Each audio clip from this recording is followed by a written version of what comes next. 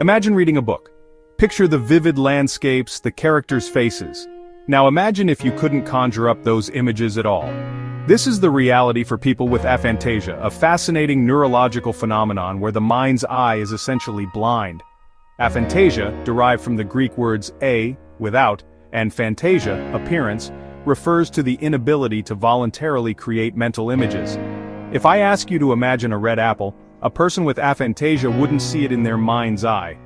This doesn't mean they lack imagination altogether. They can still think abstractly, problem solve, and even dream. However, their internal world lacks the visual tapestry most of us take for granted. It's important to note that aphantasia is not a disorder. It's simply a different way of experiencing the world, a variation in human cognition as unique as our fingerprints. For those with aphantasia, the absence of a mind's eye shapes their daily experiences in subtle but profound ways. Reading a novel might feel like processing words on a page without the accompanying mental movie.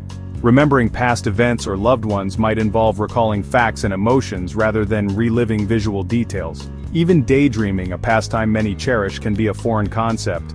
This lack of visual imagery can sometimes lead to misunderstandings.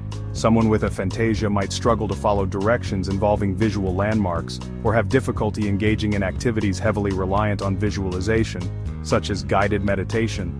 However, many individuals with aphantasia find their own ways to adapt and thrive. They might excel in fields that prioritize logic and abstract thinking, such as mathematics or computer programming. Aphantasia remained largely hidden in plain sight until relatively recently. It wasn't until 2015 when Professor Adam Zaman and his team at the University of Exeter coined the term aphantasia that this phenomenon began to garner scientific attention. While research is still in its early stages, scientists believe aphantasia might stem from variations in brain activity and connectivity. Neuroimaging studies suggest that different regions of the brain, particularly those involved in visual processing and memory, might function differently in individuals with aphantasia. Further research is crucial to unraveling the complexities of aphantasia.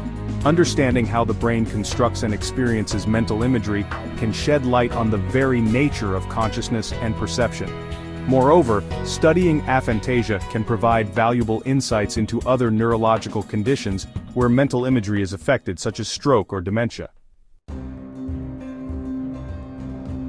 It's important to remember that imagination exists on a spectrum. Just as some people have exceptionally vivid mental imagery known as hyperphantasia, others fall somewhere in between.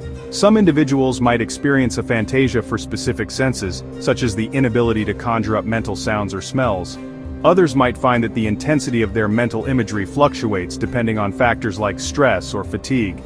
Famous individuals like Ed Catmull, co-founder of Pixar Animation Studios, and Blake Ross, co-creator of the Firefox web browser, have spoken openly about their experiences with aphantasia. Their stories highlight the fact that the absence of a mind's eye doesn't hinder creativity or success. In fact, it might even foster alternative ways of thinking and problem solving. If you found this video insightful, don't forget to like, share, comment, and subscribe for more content like this.